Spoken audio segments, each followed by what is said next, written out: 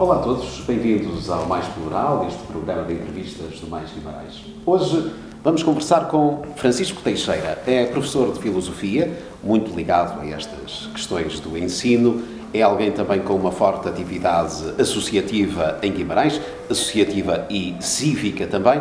Vamos falar sobre a educação, é uma área que lhe é muito querida, e falaremos também sobre a realidade política local e nacional nesta conversa informal que teremos aqui durante os próximos minutos no Mais Plural.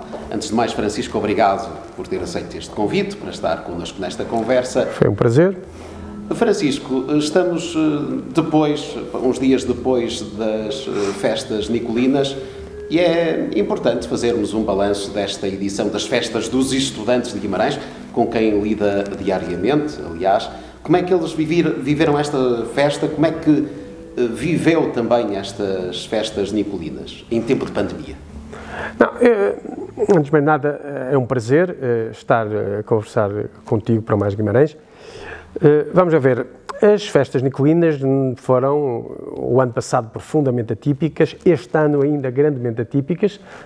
Bom, sejamos rigorosos, o Pinheiro, porque as festas ainda estão a correr, as moinas ocorreram antes, mas em particular o Pinheiro foram profundamente atípicas, mas há uma coisa que é verdadeiramente relevante, é que o Pinheiro em particular, mas as festas no seu conjunto, deixaram há muito tempo de ser, há muitos anos, de ser apenas uma diversão, uma circunstância festiva da vida cultural vimaranense. As nicolinas, e dentro das nicolinas, eu faço uma distinção muito particular para o Pinheiro e posso explicar porquê.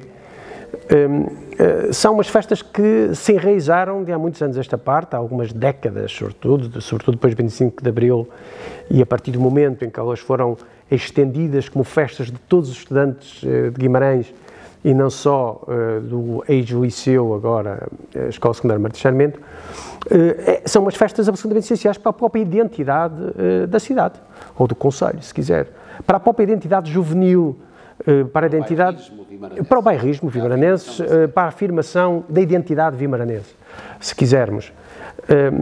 De facto, uma vez que todas as gerações, nos últimos 50 anos, toda a gente passou por a escola, e de maneira muito significativa, nos últimos 20 anos, quase toda a gente passou pela escola secundária.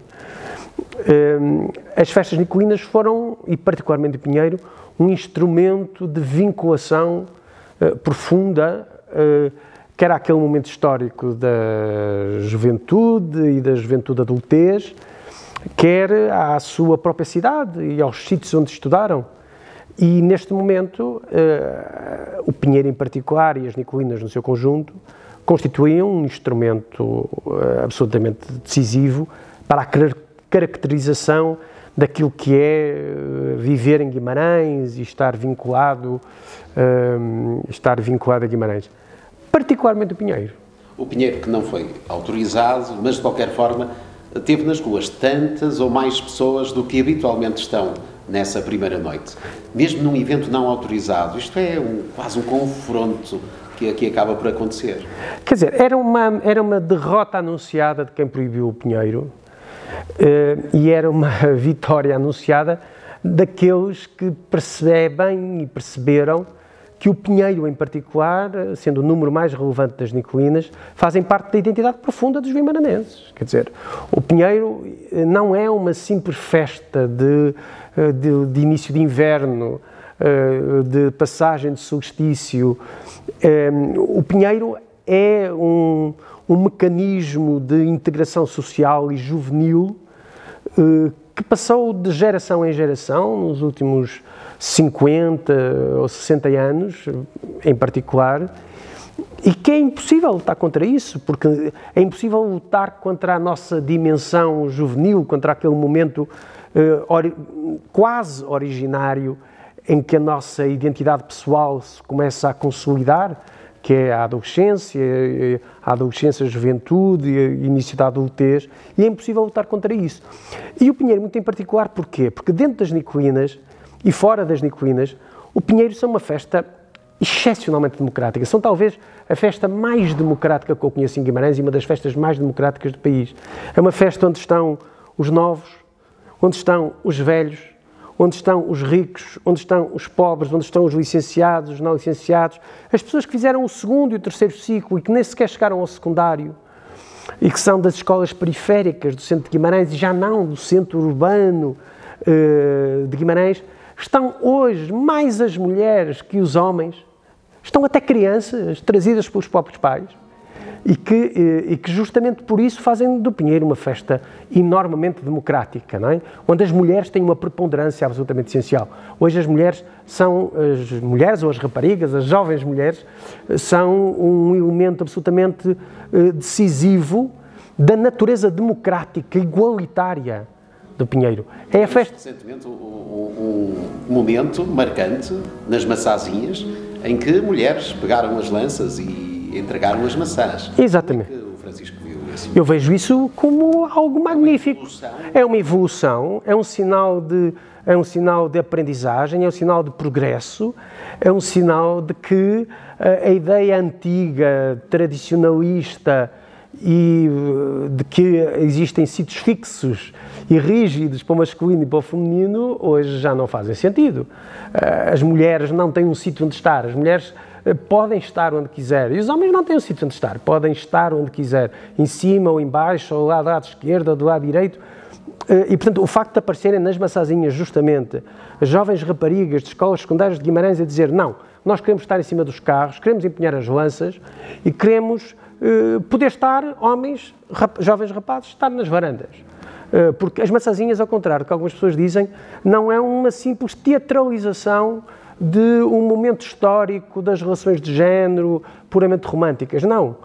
As maçazinhas são uma atividade cultural, para utilizar um palavrão, performativa, ou seja, é um momento em que as pessoas dizem aquilo que querem de si próprias, não é? Dizem aquilo que querem de si próprias relativamente às emoções profundas, das paixões, dos amores. E hoje dizer o amor não é igual a dizer o amor há 50 anos atrás, nem dizer o amor há 100 anos atrás. E, portanto, eu estou convencido que a prazo as maçazinhas tornar-se-ão tão democráticas, tão horizontais como o Pinheiro, que é uma festa de massas, de uma enorme compactação de pessoas completamente diferentes, de todos os géneros, de todos os sexos, de todos uns pobres, outros ricos, uns que mal estudaram, outros estudaram imenso, e que são uma... E ninguém ali tem complexos de superioridade, ninguém tem complexos de inferioridade, toda a gente se sente profundamente irmanada numa grande festa de identificação coletiva e também de identificação individual, justamente, porque o Pinheiro constituiu na passagem de vida de cada jovem um momento essencial de construção da sua identidade. De integração na própria sociedade. De integração na sociedade, mas também de construção da sua identidade. Quer dizer, o elemento mais importante para a construção da nossa identidade é a nossa infância mais precoce, até aos 3, 4, 5 anos. Mas depois a adolescência é um elemento de especial, por um lado, perturbação e consolidação da identidade de cada um. E é na adolescência que o Pinheiro, e as Nicolinas em geral, mas o Pinheiro em particular, se transformou em Guimarães como um momento de identificação das pessoas com aquele momento histórico, com o seu momento etário, com a sua escola, com os seus grupos de amigos e, claro, com a sua cidade, ou com o seu concelho, com Guimarães. Isso tem uma força que nenhuma autoridade administrativa pode, por si própria, impedir. E por isso... Eu que não toquei, mas fui ao Pinheiro, mas estive no Pinheiro no dia 29, fui jantar com os meus amigos, um jantar um pouco mais reservado, mas fui jantar com os meus amigos e depois saímos para a rua, não posso deixar de dizer que, com os cuidados devidos embora, foi uma enorme alegria ver que as pessoas estavam numa massa enorme na rua, sem cederem ao medo, com os cuidados adequados. Nós temos 88% dos portugueses vacinados, os jovens estão praticamente todos vacinados estando vacinados, a probabilidade de ficarmos doentes é muito pequena. Com os cuidados adequados, mas a probabilidade é muito pequena. E sendo muito pequena, foi uma enorme alegria ver o Centro Histórico, o Toural, a Avenida Afonso Henriques, peço desculpa, Afonso Henriques não, os Palheiros, cheios de gente, como estivéssemos quase numa circunstância normal, com a diferença de o Pinheiro já estar enterrado ao alto, ao invés de habitualmente ser ereto só naquele momento final da noite de 29. Francisco, este tempo de pandemia que vivemos foi um tempo também de transformação da adolescência e do relacionamento das escolas e do processo de aprendizagem. Houve aqui uma alteração muito significativa que o Francisco tem abordado também ao longo do tempo, ao longo desta pandemia. Como é que está o ensino nesta altura? Uma enorme confusão ou começa já a encontrar um novo caminho depois deste momento? Eu acho que as coisas estão a recomeçar a entrar nos eixos. Ainda não estão iguais ao pré-pandemia, mas estão a recomeçar a entrar nos eixos. Eu espero que não se volte ao pré-pandemia, à lógica de um falso ensino à distância, porque na verdade não houve ensino à distância. O que houve foi relação de emergência entre os professores e os alunos e as famílias, porque nas circunstâncias que ocorreram há 2 anos e há 1 ano e meio, que foi tudo tão rápido, que não foi possível consubstanciar, nem em absoluto é possível consubstanciar um ensino à distância qualificado, e na altura muito menos, porque havia pessoas que não tinham sequer condições materiais, jovens, crianças, que não tinham sequer condições materiais para poderem ter uma relação digital com os professores. O que os professores fizeram na altura, de uma maneira importante e socialmente positiva. Portanto, aquele tratamento igualitário que encontravam nas escolas, no ensino à distância, não funcionou. Foi completamente desigualitário. Já na escola, nem sempre o ensino é igualitário. No tratamento, na relação pedagógica à distância, porque não deixa de ser uma relação pedagógica, a desigualdade era absoluta, desde logo, porque havia uma desigualdade material de base, não é? Portanto, só quem foi professor e esteve neste processo é que percebe, não é? Havia alunos que tinham condições. Havia alunos que tinham computadores, outros não tinham, uns que eram com telemóveis, outros sem telemóveis, uns tinham dados, outros não tinham, uns tinham velocidade, outros não tinham, uns tinham um quarto, outros não tinham, uns podiam se mexer porque a casa era grande, outros tinham que estar imóveis, com uma parede por trás sem se mexerem, porque não tinham casa para poderem mostrar, ou que se sentissem à vontade para mostrar. E, portanto, não houve verdadeiramente ensino e verdadeiramente aprendizagem, no sentido intencional da palavra, formal da palavra, porque, enfim, os seres vivos aprendem sempre, em qualquer circunstância, não é? Mas o que houve, sim, foi uma conexão entre a escola e a família, entre a escola e os jovens, que permitiu transmitir a mensagem de que, enfim, o Estado e a escola, como instância do Estado, não abandonava as crianças, não abandonava os jovens, não abandonava as famílias. Estava completamente presente e atenta às crianças. Agora, isso não é a mesma coisa que ensinar, porque eu não posso ensinar consistentemente.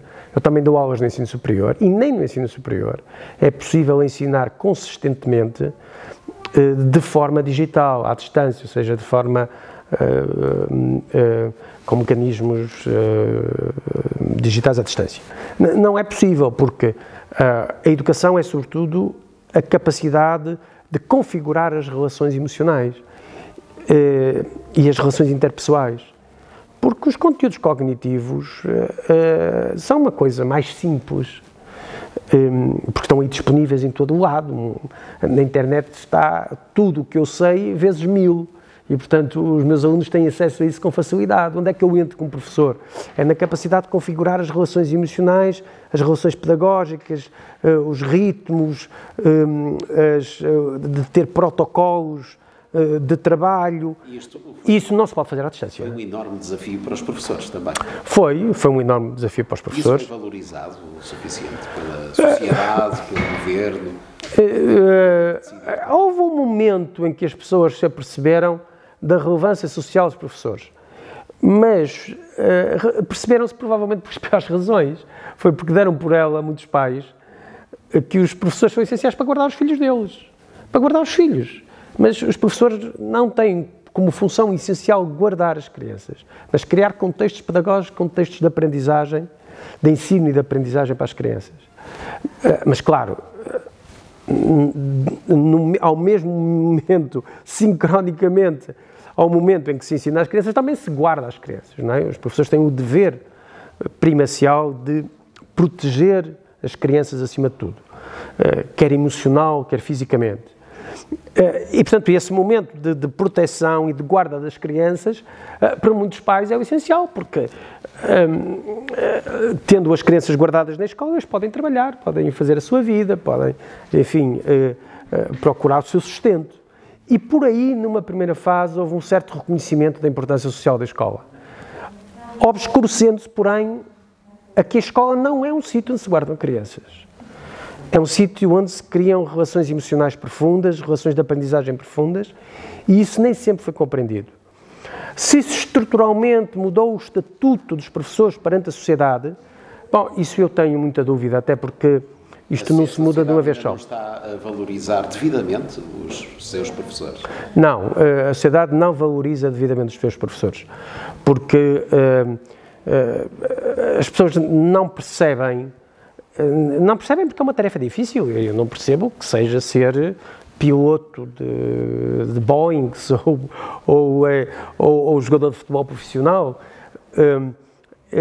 E a maior parte das pessoas não percebe a exigência física, intelectual, emocional e a exigência ética de ser professor. Eu diria que 90% dos pais dos meus alunos não aguentariam estar metade do tempo que eu estou com os meus alunos metidos numa sala de aula. Não aguentariam, simplesmente. Não aguentariam os seus... a exigência emocional daquilo tudo, a exigência disciplinar daquilo tudo. E isto dia após dia, semana após semana, ano após ano. E não percebem uma coisa ainda mais complexa, que aliás também não é perceptível para outras profissões mais especializadas, é que para ser professor é preciso ter tempo, por exemplo, para ler. A principal tarefa de um professor é, primeiro, conhecer o seu campo disciplinar, em particular, depois ser capaz de abrir um leque de conhecimento que seja mais expansivo do que a sua especialidade, e que, para fazer isso, ele precisa de tempo. As pessoas precisam simplesmente ficar sentados a ler. Porque se não ficarem sentados a ler, depois, quando forem ensinar os filhos da sua comunidade, eles estão a fazer de guardas das crianças, mas verdadeiramente não estarão a transmitir-lhe conhecimentos, nem a configurar aquelas relações, de maneira a que as crianças aprendam verdadeiramente o mundo. Este foi também um tempo diferente, ou este é também um tempo diferente, este tempo de pandemia, em que muitas liberdades foram colocadas em causa, liberdades que nós tínhamos como certas, num período democrático em que Sim. nos habituamos a viver. Como é que o Francisco vê também esta transformação e alguns dos episódios que fomos e estamos a viver em que são limitadas as liberdades, muitas delas tidas como fundamentais? Vamos já ver. No nosso enquadramento constitucional estão perfeitamente definidas as condições em que as nossas liberdades fundamentais podem ser limitadas, não é? A Constituição estabelece com rigor quando é que nós podemos perder a liberdade de movimento e até podemos perder no limite dos limites a liberdade de expressão, no caso do estado de sítio. Isso está perfeitamente discriminado. E eu devo dizer-lhe que admito que numa primeira fase, em que não se conhecia com rigor o alcance desta catástrofe que nos aconteceu, não é? E que se pensava não, nós temos que ter presentes que em Portugal chegaram a morrer 300 pessoas por dia. Algumas pessoas já se esqueceram, mas em Portugal morreram 300 pessoas por dia só desta doença, não é? Só através das pessoas que ficaram doentes por via deste vírus. Chegaram a morrer 300 pessoas por dia. E isso, na altura, exigiu... Já agora, Francisco, agora estão a morrer, não é que o número seja baixo e qualquer morte Sim, claro. lamentar, mas estão a morrer 11, 12, 13 pessoas. Exatamente. E voltamos a um estado... Era isso. Nesta altura é um estado... De calamidade.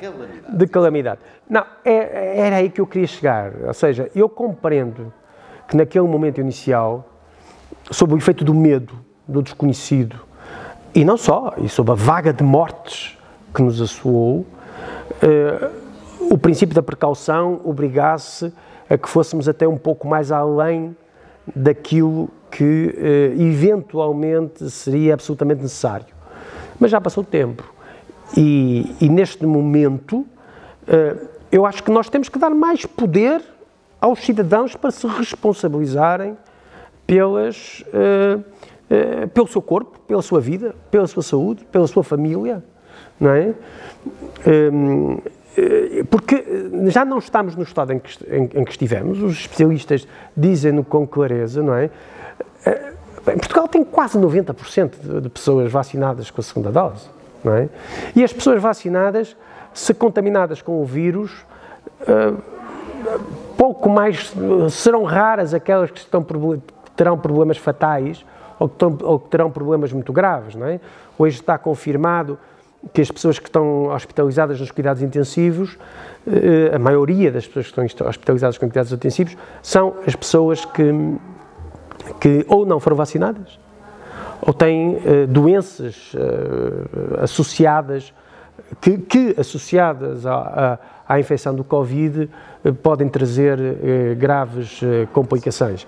E, portanto, eu acho que esta estratégia de gerir as relações sociais através do controlo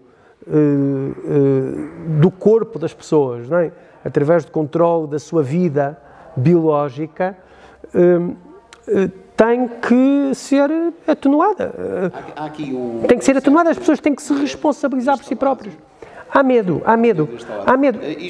E não é só dos políticos, é importante que se diga. Se nós colocarmos as coisas desta forma, Francisco, em 2019, 2018, os meses de janeiro, fevereiro, março, os meses de inverno, tínhamos jornais com pessoas a serem colocadas nos corredores, Sim. sobretudo na área da pneumologia. E, portanto, é um cenário que está a ser de todo evitado nesta altura, mas para isso ser conseguido são limitadas as liberdades e há problemas que são conseguidos, digamos, na economia e na vida das pessoas. Sim. Portanto, e o Francisco defenderia que fossem mais leves as restrições neste período.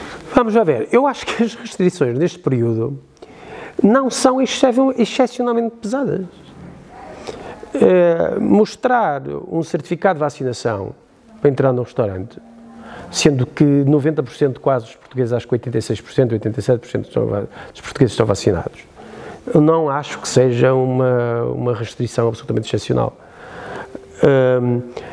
Que as pessoas usem máscaras em locais com grande densidade de circulação de pessoas, não acho que seja excepcionalmente grave. Já acho, devo confessar, completamente absurdo que as pessoas sejam obrigadas a usar máscara ao ar livre. Eu acho que as probabilidades de ser contaminado, estando a circular ao ar livre, sem ser numa grande massa de população, são ínfimas. E obrigar as pessoas a estarem no jardim de máscara, sentadas, parece-me verdadeiramente irrazoável, tendo em conta as probabilidades de podermos vir a ficar doentes nessa circunstância. Agora, usar máscara em grandes densidades, em sítios fechados, com grandes densidades de pessoas, neste momento em que ainda há algumas dúvidas relativamente à capacidade de propagação de certas estirpes virais que decorrem das mutações do Covid, não parece que seja excepcionalmente grave.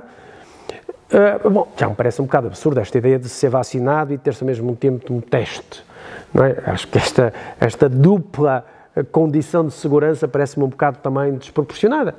Bom, o que é que nós temos mais? O que é que nós temos mais neste momento? Não temos muito mais neste momento. E depois aconselha-se precaução às pessoas. Eu acho que o princípio da precaução acho perfeitamente razoável. Francisco, estava agora a lembrar-me que para visitar alguém num lar é necessário apresentar-se um teste.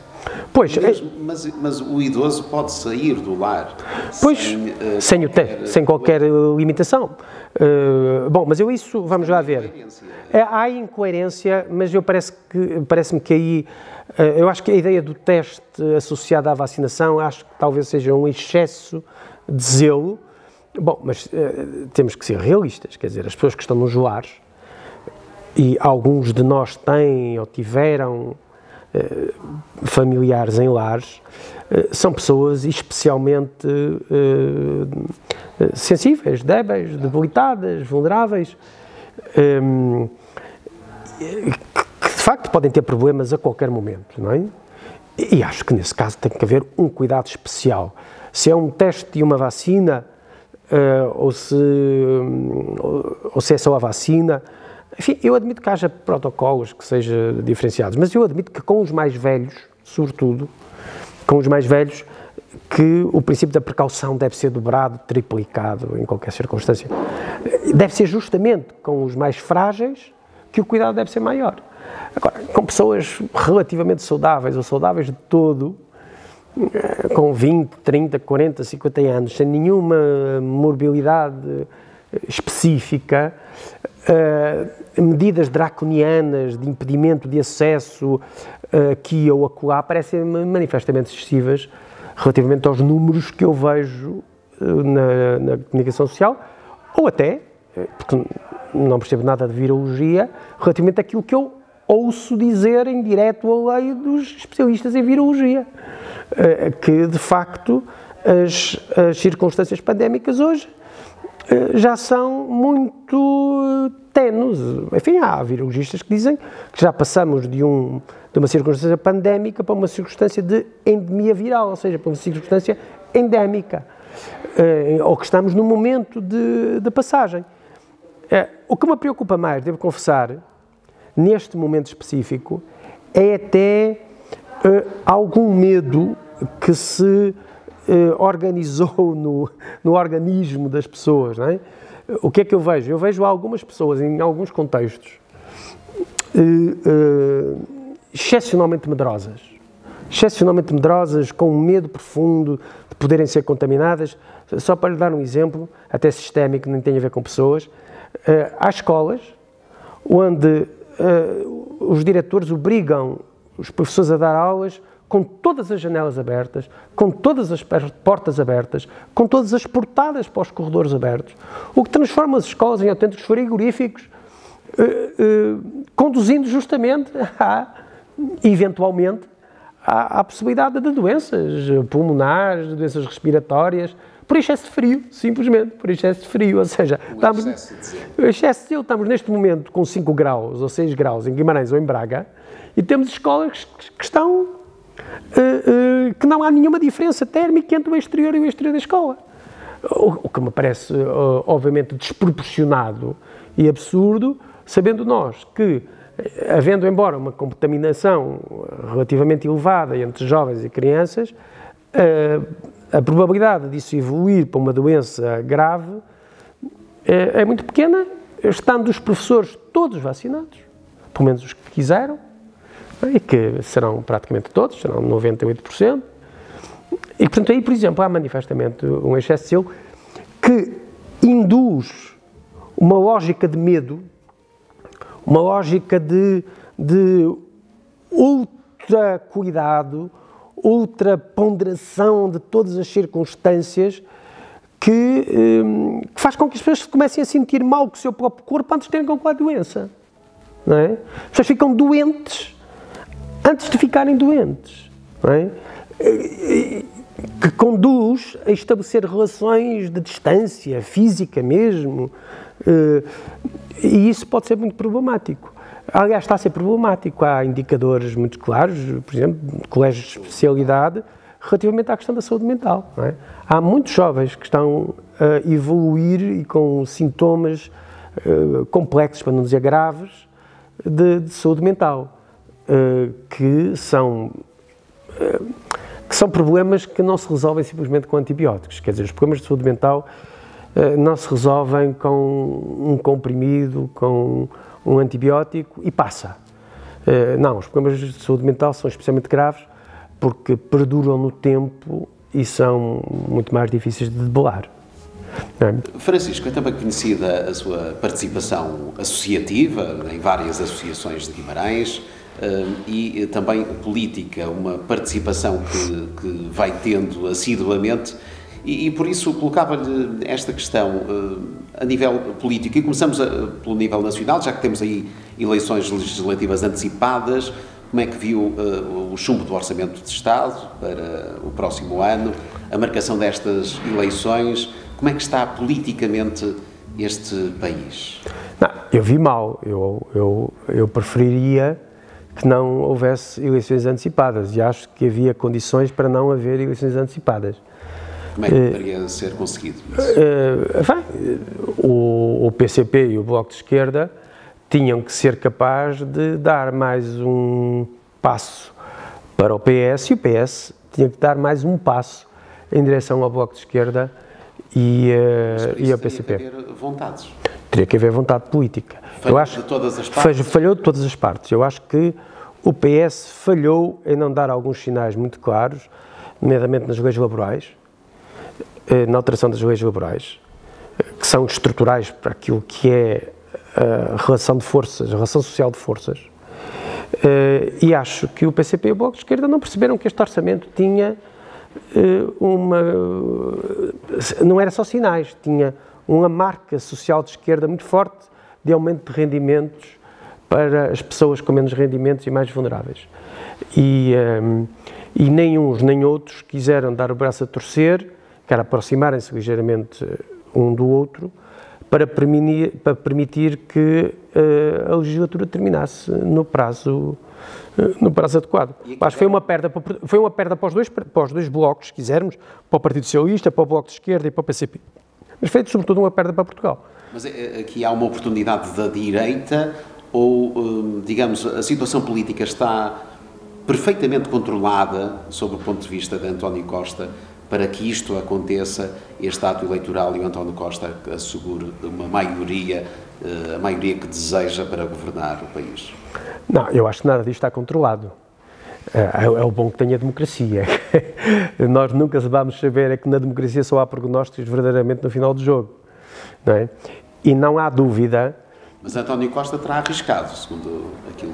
Não sei, vamos lá ver. Eu não sei, eu acho que o António Costa devia ter dado passos no sentido das pretensões do Bloco de Esquerda e do Partido Comunista, do Bloco de Esquerda e do Partido Comunista, devia ter dado passos, e o Partido Comunista e o Bloco de Esquerda deviam ter reconhecido que em muitos itens orçamentais o Partido Socialista deu passos claros para que a solução governativa continuasse estável até o final da legislatura.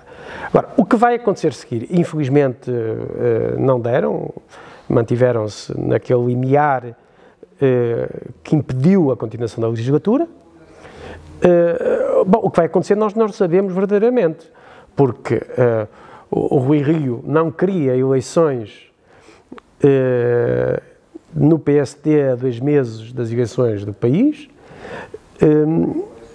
e não queria pelas más razões, mas não queria pelas más razões. Um PSD que nas urnas, nas diretas, ficou dividido. Ficou dividido. 53-47 é uma divisão completa do partido. Sim, mas a divisão... Irá ele unir o partido até... Mas a divisão nas diretas não corresponde...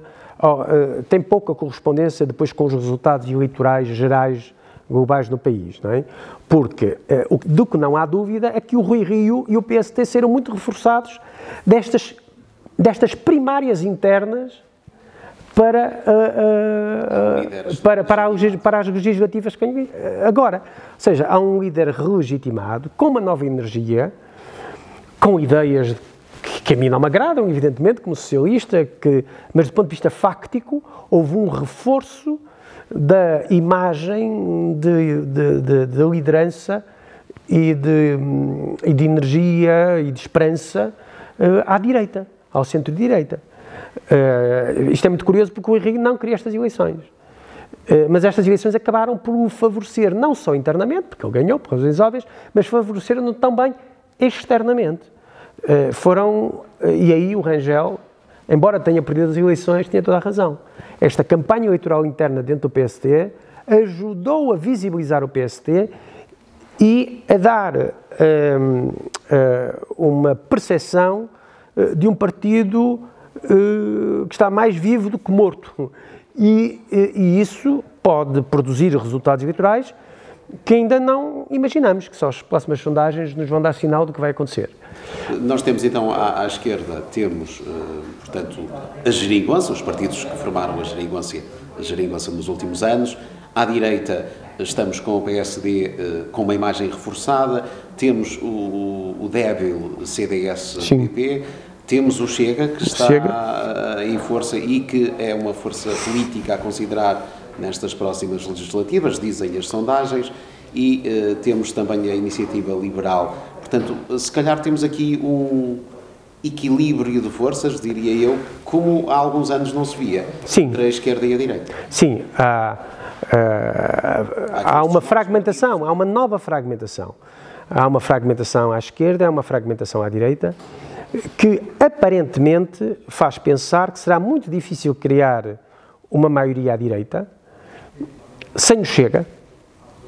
Eu admito que não haja maioria à direita mesmo com o Chega, mas sem o Chega dificilmente haverá uma maioria à direita, e isso criou um grave problema à direita, porque se o Rui Rio quiser governar com o Chega, isso vai provocar provavelmente dentro do PSD e, por exemplo, na Iniciativa Liberal, que nisso tem sido mais clara do que o próprio Rui Rio, uma fratura.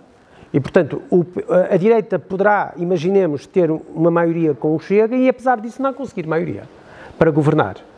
Porque o Rio pode sentir-se na necessidade de dizer com o Chega não. Com o Chega eu não faço governo. Mas, por outro lado, temos também à esquerda uma fragmentação. Quer dizer, as sondagens, mesmo sendo neste momento favoráveis para o Partido Socialista, relativamente favoráveis, também não dão a perspectiva de uma maioria absoluta. Para o PS, nem sequer a perspectiva de uma maioria absoluta com o PS, com o Bloco de Esquerda e com a CDU. E porque tínhamos a CDU e o Bloco de Esquerda como partidos de oposição, tidos como oposição, de protesto até. Exatamente. E este período em que estiveram coligados com o governo pode tê-los fragilizado. Pode tê-los fragilizado, não por causa do protesto, mas ao contrário. Eu acho que houve uma percepção global no país de que este orçamento foi, apesar de tudo, um dos orçamentos mais à esquerda que o Partido Socialista propôs à Assembleia da República nos últimos 6 anos e que foi justamente esse orçamento que fez com que se abrisse uma crise política e, portanto, por via do voto negativo do PCP e do Bloco de Esquerda. E, portanto, eu acho que as pessoas tenderão a penalizar o Bloco de Esquerda e o PCP por essa razão. O que fará com que seja muito difícil que o Bloco à esquerda, o Partido Socialista, o Bloco de Esquerda e o PCP também tenham maioria. E depois ainda temos aqui o PAN, que não sabemos exatamente quanto é que vale o PAN, que é um partido tipicamente centrista, embora tenha ali, enfim, algumas características muito específicas, não sabemos quanto é que ele valerá. Mas, portanto, nós podemos sair das próximas legislativas com um quadro de equilíbrio de poderes na Assembleia da República, em que não haja uma maioria à esquerda, nem haja uma maioria à direita. O que, aparentemente, parece empurrar o país para um governo não de bloco central, típico, que seria um governo de aliança governamental entre o PS e o PST, mas de bloco central parlamentar, ou seja, de um governo do Partido Socialista com a abstenção parlamentar do PST, ou de um bloco do PST, ou de um governo do PST com abstenção do Partido Socialista. Bom, mas há aqui algumas coisas mesmo assim complexas, quer dizer, o Rui Rio já disse com clareza que se o Partido Socialista ganhar as eleições e precisar da abstenção do PST, dará a abstenção do PST para o PS formar governo. Pelo menos durante 2 anos, que é o tempo do seu mandato interno dentro do Partido Social Democrata. Bom, mas o PS não disse com clareza que fará a mesma coisa ao PST. Não disse que se absterá para que o PST possa formar governo se o PST ganhar as eleições, o que, apesar de tudo, é muito menos provável, uma vez que vem de uma plataforma eleitoral, de um score eleitoral nas últimas legislativas muito inferior ao Partido Socialista. E, portanto, nós, de facto, podemos ter a 30 de janeiro uma situação de equilíbrio parlamentar muito entrópica, ou seja, muito confusa, com possibilidades muito difíceis de se realizarem. Porque eu admito que seja muito difícil para muita gente do PSD ver uma abstenção violenta do PSD relativamente ao governo do PS, como admito que haja muita gente do PS que se sinta muito desconfortável com o Partido Socialista a viabilizar um governo do PSD ou um governo de uma maioria de direita com uma abstenção violenta. Eu acho que isso também criará problemas complexos ao Partido Socialista, até porque algumas políticas do Rui Rio são dificilmente compagináveis com o ideário do Partido Socialista. Na Europa... Teixeira, que é um socialista convicto já há alguns anos.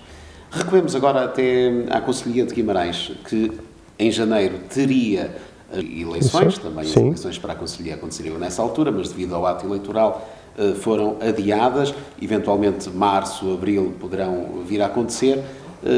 Já há um candidato apresentado no local onde realizamos esta entrevista. Ricardo Costa apresentou-se como candidato à Conselhia. Prevê que venha a ter a oposição? Como é que vê também esta candidatura? Não, vamos já ver. Eu prevejo que o Ricardo venha a ter a oposição. Não sei se será o atual presidente da Comissão Política e Conselheiro do PS de Guimarães, que fez um mandato muito apagado, para ser simpático. Um mandato em que praticamente o partido, enquanto instância de mediação cultural e política entre a sociedade e os agentes políticos com presença no Estado, praticamente não existiu. Quer dizer, o Partido Socialista, enquanto instância estritamente partidária de mediação, de debate, de presença institucional e partidária na sociedade vimaranense, não se viu, ninguém sabe. Aliás, o relativo desconhecimento da figura partidária do presidente do Partido Socialista em Guimarães é sinal claro desse desmaio, não é? Do Partido Socialista em Guimarães. Não se sabe, portanto, se ele vai ser candidato. Eu desconfio até que não vai ser candidato. Haverá alguma inibição aí em ser candidato, portanto, admito que não vai ser, mas acho que é muito provável que haja um outro candidato que saia da sua entourage, não é? Do seu círculo, apoiado por ele próprio, e que vá concorrer contra... Luís Soares, não é? Exatamente, estou a falar do Luís Soares. Portanto, Luís Soares, acho que, dado o mandato muito apagado que fez, provavelmente não será candidato, mas admito que saia um candidato da sua entourage, que recolha o seu apoio para reagir à candidatura do Ricardo Costa, que de facto, eu apoiei, eu estive aqui a apoiar o Ricardo Costa. Dias após a tomada de posse da nova Câmara Municipal, como aliás é tradição no Partido Socialista, não é? Já em mandatos anteriores do Partido Socialista, a apresentação de candidaturas a comissões políticas foram feitas, algumas ainda antes das tomadas de posse e algumas ainda antes das primeiras comissões políticas a seguir às eleições em que supostamente se reflete sobre os resultados eleitorais. Eu fui e sou apoiante do Ricardo Costa. Acho que o Ricardo pode ser de facto uma vitalidade nova para o Partido Socialista em Guimarães. Já se perspectivava que o fosse e perspectiva-se que o continue a ser. Pelo que eu sei, o Ricardo tem uma percepção de que as portas do partido não podem estar fechadas. Aliás, e isto nem sequer é metafórico, porque se há das coisas que a mim mais me constrange é ver as portas da sede do Partido Socialista literalmente fechadas. Portanto, a questão não é metáfora, não é? O Partido Socialista está fechado. E o Ricardo quer abrir as portas do Partido Socialista, quer que as pessoas... É um processo necessário para um Conselho em que o Partido Socialista está no poder há tantos anos? É absolutamente necessário e vital. E não só pelo Partido Socialista, mas também pelo Partido Socialista, mas pela democracia. Eliseu, a questão é esta. Se qualquer jovem, ou qualquer adulto, ou qualquer velho quiser participar na política local, quiser participar no Partido Socialista, quiser envolver-se nas suas decisões coletivas, no seu pensamento estratégico, na sua perspectiva política, como é que o pode fazer em Guimarães? Simplesmente não pode. Não há espaço de intervenção no Partido Socialista para quem queira legitimamente intervir no Partido Socialista. Eu quero participar em reuniões, quero ter uma palavra a dizer, quero construir programas, quero construir ideias. Como é que eu posso fazer politicamente? É intervindo nos partidos, é indo às reuniões dos partidos, a ver de maneira sistemática protocolos de participação dos cidadãos e dos militantes. Ora, isso não existiu de todo ao longo destes anos e o Ricardo tem uma ideia clara sobre isso e tem mais gente com ele que tem ideias claras sobre isso. E isso é vital para quê? Para a democracia. É vital para a sobrevivência dos partidos, porque não há sobrevivência da democracia sem partidos. Há muitas e boas críticas que se devem fazer aos partidos políticos, nomeadamente o seu fechamento, as lógicas caciquistas, as lógicas controleiras, mas justamente o que se quer é fazer um partido onde as pessoas se sintam bem, queiram vir, venham, quero ter um espaço de intervenção cívica partidária, suscetível de influenciar as políticas, os programas, as ideias municipais, regionais e nacionais, e nós sabemos que naquele partido eu posso lá ir, que não vou ser maltratado, que não vou ser xingado, que não vou ser considerado um ovni de alguém que se quer exibir ou deixa de exibir, que é o que muitas vezes acontece nos partidos, que é quando aparece alguém que quer falar, que quer dizer alguma coisa verdadeiramente novo, é visto como uma ameaça. E o Ricardo tem essa percepção bem clara de que a participação partidária não deve ser vista como uma ameaça, mas como um investimento na própria democracia e na própria cidadania. E esse programa amplo, que eu sei que ele tem e que ele apresentou aqui, é uma mudança muito significativa relativamente àquilo que foi o Partido Socialista em Guimarães nos últimos anos. Se propõe fazer durante os próximos 2 anos, até à próxima eleição interna do partido, que escolherá o sucessor de Domingos Bretas. Exatamente. Quer dizer, isto não é um programa para 2 anos. Estas coisas não se resolvem em 6 meses, nem em 12 meses, nem em 24 meses. É nos próximos 2 anos e certamente terá sequência a seguir. Ninguém espera, eu tenho 2 anos e a partir daí não quero saber nada. Não. Certamente que haverá uma candidatura do Ricardo forte, provavelmente vencedora, sem nenhuma euforia, mas provavelmente vencedora, porque as pessoas reconhecem quer as suas capacidades pessoais, quer a sua capacidade de aglutinar pessoas, não é? De aglutinar ideias, mas isto tem que ter continuidade, quer dizer, isto continuará com as legitimidades que a seguir se fizerem, se conseguirem ou não conseguirem, mas isto certamente continuará. E repare, isto é vital para o próprio Partido Socialista, porque os momentos críticos de mudança de candidato à Câmara são sempre momentos críticos, momentos mais difíceis, não é? Não é a mesma coisa as eleições que aconteceram há 2 meses atrás, e não será a mesma coisa as eleições daqui a 4 anos. Serão eleições muito mais difíceis para o Partido Socialista. E, portanto, no interesse do Partido Socialista, nós precisamos de um Partido Socialista muito mais vitalizado, aberto, descomplexado, sem manias da perseguição, sem violências verbais despropositadas, aquelas coisas que as pessoas normalmente reconhecem como o pior dos partidos políticos, mas no interesse da própria democracia. E isso é o mais importante. Eu quero que os jovens de Guimarães e do país possam dizer, eu se quiser vou ao Partido Socialista discutir política, eu se quiser vou ao Partido Socialista discutir questões ambientais, questões culturais, questões económicas, questões educacionais, questões sociais, eu sei que eles lá me ouvem, que eu vou ter que dar duro, vou ter que discutir de maneira dura, mas, porque a política também não é um jogo de luvas de pelica, a democracia não é um jogo de luvas de pelica, mas que a alternativa à luvas de pelica não pode ser a violência verbal inusitada, a teoria da conspiração permanente, o mal dizer instantâneo, mal aparece uma pessoa a dizer o que pensa. Não. O PS tem que ser, em Guimarães, como fora de Guimarães, mas em Guimarães em particular, um sítio vivo, de portas abertas, metafórica e real fisicamente, onde as pessoas possam ir. Eu devo dizer que com muitas dificuldades que existiam na altura, que quando eu fui vereador há 30 anos atrás e participava ativamente no Partido Socialista, a sede do Partido Socialista abria todos os dias da semana. Todos os dias da semana, a sede do Partido Socialista estava aberta à noite.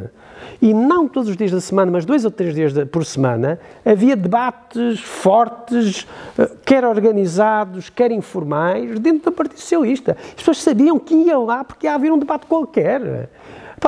E é isso que o Francisco está a fazer no Partido Socialista e pretende fazer durante os próximos tempos? Eu pretendo contribuir com o Ricardo. Eu pretendo ajudar o Ricardo a fazer isso e fazer com ele, mas ele é que terá que liderar esse projeto. Mas o objetivo é esse. Não há nada mais constrangedor. Eu que lido com jovens todos os dias, da minha vida há muitos anos, ver que os jovens, a única maneira de entrarem na política é por via puramente instrumental. Seja, meu caro, queres entrar para um sindicato de voto? Olha, entras para um sindicato de voto. Mas entrar para um sindicato de voto significa apenas votar de maneira puramente instrumental, sem saber muitas vezes em que é que se está a votar.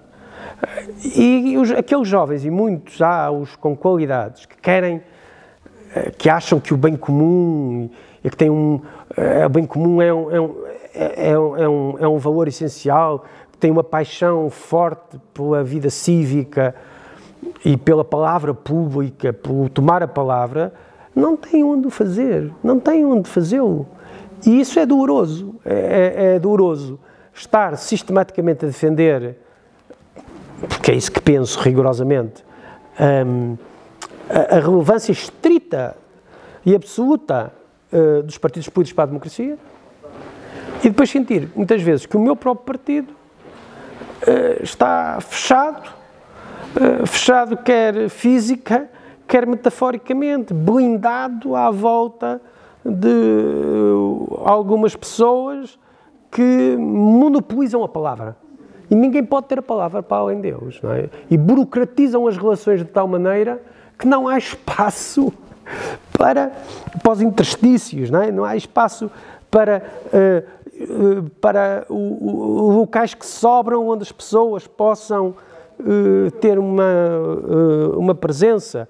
Eu lembro-me agora, nem sequer é metafórico isto, porque temos, por exemplo, o Presidente da Comissão Política de Guimarães, é Presidente da Comissão Política, é Presidente da Junta das Taipas, é Presidente do Grupo Parlamentar, é Deputado da Assembleia da República, e, portanto, há aqui uma espécie de um fechamento integral do partido que é um problema para o partido e que é um problema para a democracia. A pergunta que me poderia fazer e que eu agora quero responder é: mas o PS ganhou as eleições e com mais vereadores, é verdade, mas deveu-se sobretudo ao trabalho do Domingos Bragança.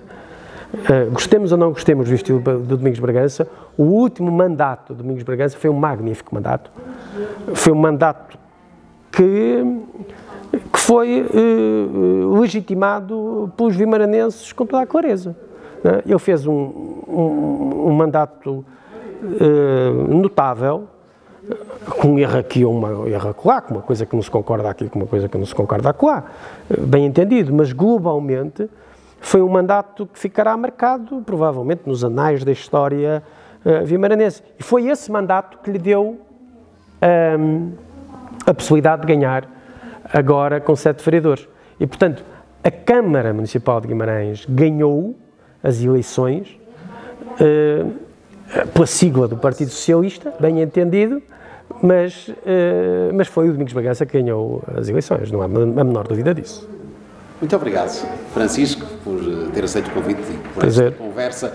Falamos sobre as Nicolinas, sobre o ensino, que lhe é tão caro, sobre a política local e nacional, nesta conversa com Francisco Teixeira. Obrigado por terem estado desse lado.